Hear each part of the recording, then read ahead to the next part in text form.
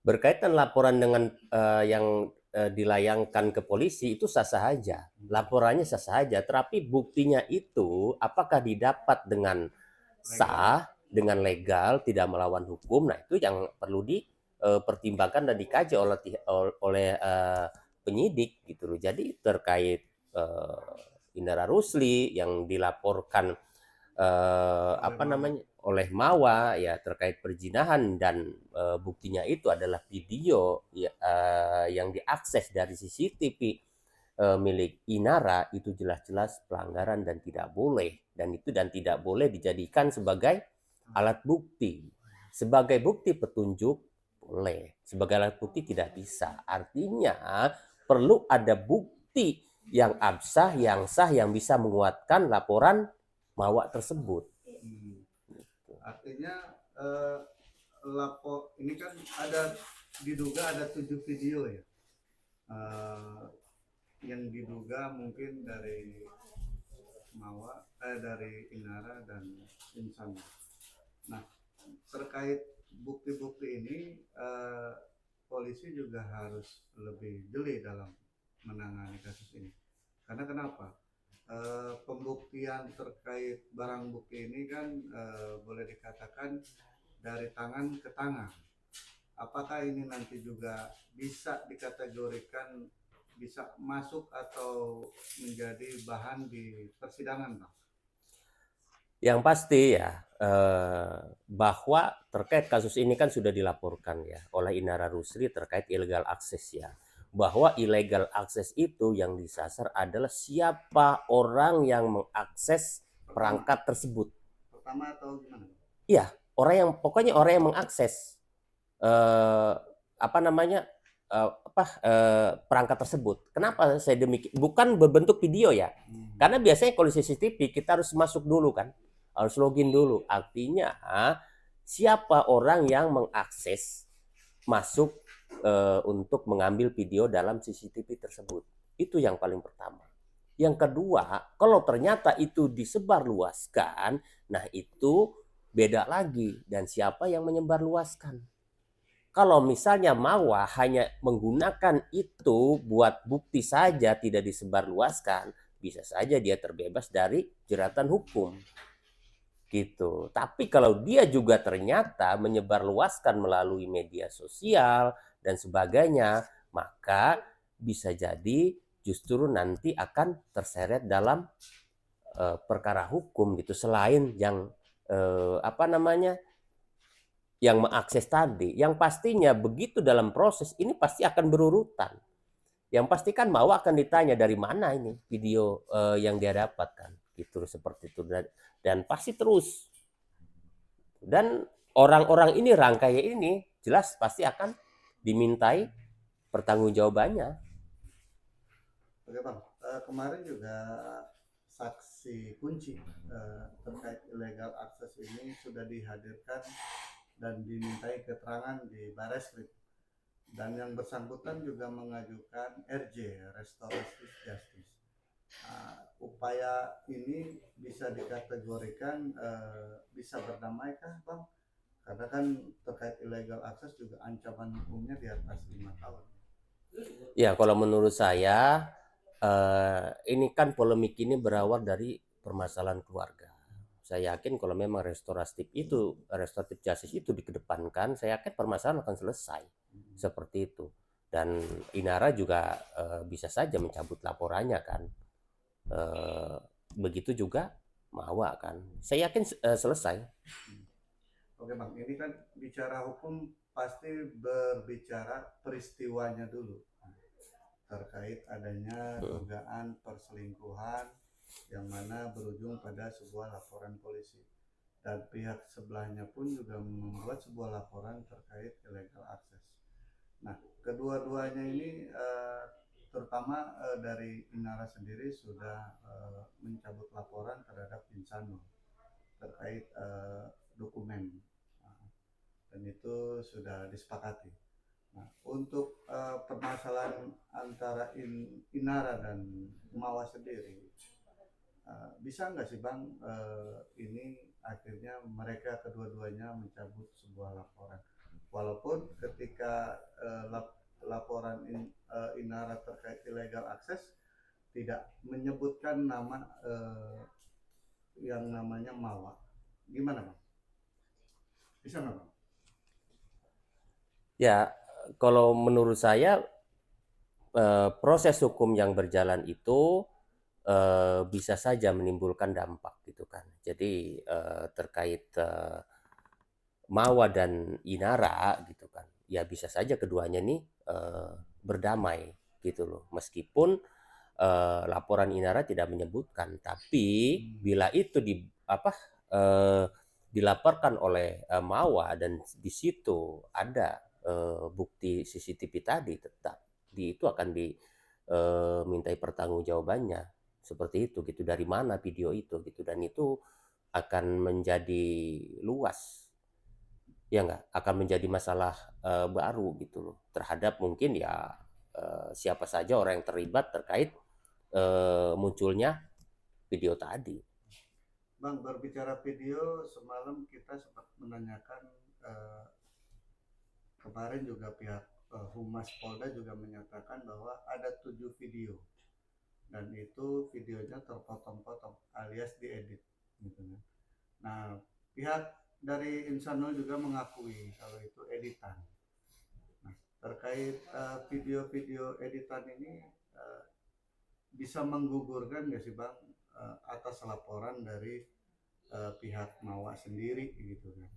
Pokoknya pada prinsipnya bila video itu hasil dari sebuah tindak pidana, artinya illegal access, itu jelas-jelas polisi tidak bisa menggunakan itu sebagai alat bukti. Artinya kalau emang hanya itu buktinya, artinya laporan itu bisa gugur, bisa tidak naik sidik gitu loh, seperti itu. Minimal ada 2 alat bukti ya Bang? Minimal ada 2 alat bukti gitu. Kalau itu sebagai dijadikan sebagai bukti petunjuk boleh, ya. Petunjuk awal. Bukan petunjuk untuk menguatkan bukti-bukti yang dia miliki gitu. Video asli, foto atau apa, chat segala macam seperti itu. Gitu. Oke Bang, ini terkait video itu sendiri, apakah antara Insanul dan Inara sendiri itu kan sudah mengakui kalau itu videonya editan, tapi boleh diduga itu benar. Apakah mereka bisa dikategorikan orang yang melakukan perbuatan Cina. perzinahan? Ya, jadi pada prinsipnya pembuktian laporan terkait perzinahan jelas harus ada bukti real kalau orang itu berzina, video, foto dan sebagainya. Kalau itu tidak ada, itu tidak akan naik. Paham kan? Artinya video apa yang dimaksud gitu loh. Saya juga nggak tahu di CCTV itu apa video itu menyangkut hubungan mereka berdua gitu loh ya. Di tempat tidur gimana, saya belum tahu itu. Tapi kalau itu tidak ada, itu sulit dibuktikan. Itu perzinahan. Kecuali tangkap tangan. Ya nggak? Misalnya di hotel, terus kita gerubuk, istilahnya divideokan, itu yang paling akurat, itu bisa dilaporkan dengan perzinahan gitu. Kalau hanya sekedar misalkan foto jalan bareng, makan bareng, chat-chat, itu sulit gitu loh. Karena perzinahan itu jelas yang seperti tadi itu gitu loh Bang. Melakukan hubungan suami istri. Betul. Nah, Gitu. bicara terkait perzinahan, ini kan Mawa melaporkan perzinahan, tetapi dari pihak Insanul dan Inara membantah itu mereka sudah melakukan pernikahan siri. Nah, konsep pernikahan siri menurut pandangan Abang sendiri praktisi hukum, pernikahan siri itu di mata hukum negara itu seperti apa Bang? Ya jelas ya terkait pernikahan siri, ya itu pernikahan secara agama. Tidak diakui oleh negara. Artinya tidak diatur dan tidak tidak bisa disahkan. Gitu loh. Jadi pernikahan siri itu jelas pernikahan secara agama aja, hanya mengikat bahwa apa yang dilakukan kedua insan ini sudah diakui, disahkan secara agama. Tapi secara catatan, secara negara itu tidak ada. Jadi tidak memiliki kekuatan hukum seperti itu. Jadi sebenarnya kalau mau melaporkan perzinahan itu sah saja karena dia isi pertama. Boleh-boleh saja gitu loh. Cuma sayangnya kalau buktinya itu dari hasil tindakan illegal akses, ya itu jadi akan jadi masalah baru gitu loh. Sebenarnya udah tepat gitu loh. Walaupun udah nikah, istri sah boleh, tapi dengan bukti-bukti yang kuat gitu loh. Perzinahan beda sama perselingkuhan ya. Gitu. Sedangkan yang diatur dalam undang-undang kan terkait perzinahan. Gitu. Bang, kalau konsep pernikahan siri itu kalau di agama seperti apa sih Bang? Kalau tadi kan menurut negara, kalau di agama itu konsepnya seperti apa Bang? Karena kan banyak orang mendalilkan menikah siri itu misalnya seseorang sudah mempunyai pasangan istri gitu kan, dan ketika dia mau melakukan pernikahan siri itu banyak pendapat orang pro kontra ya, artinya boleh menikah siri tanpa sepengetahuan istri yang pertama.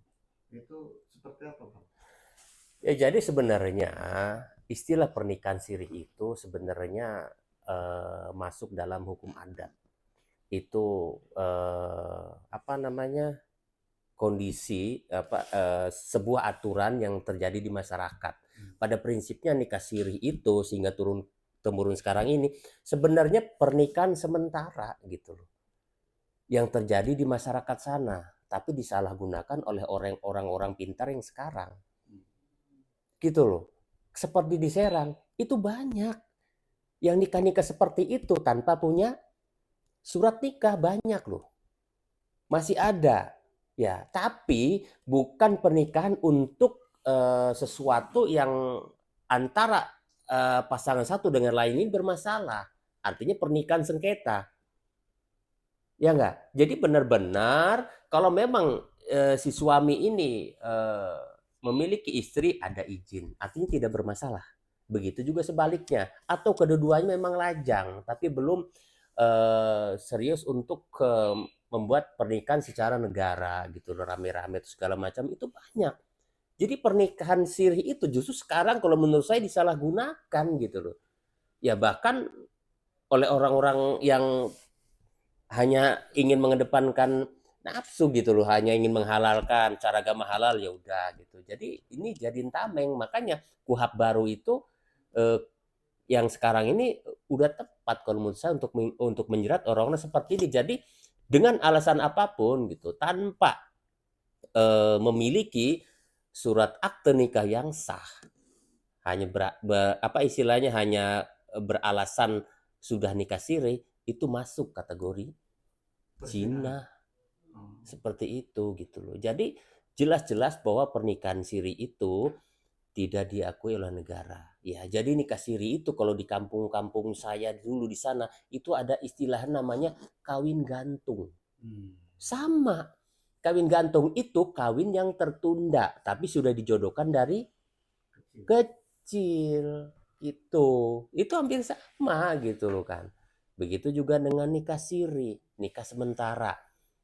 Makanya begitu serius mau disahkan secara negara, ada yang namanya isbat nikah, didaftarkan di pengadilan agama. Seperti itu gitu loh. Jadi selagi tidak memiliki akte nikah, artinya pernikahan bermerek apapun, berlandaskan apapun tidak sah secara negara. Ya, itu sah.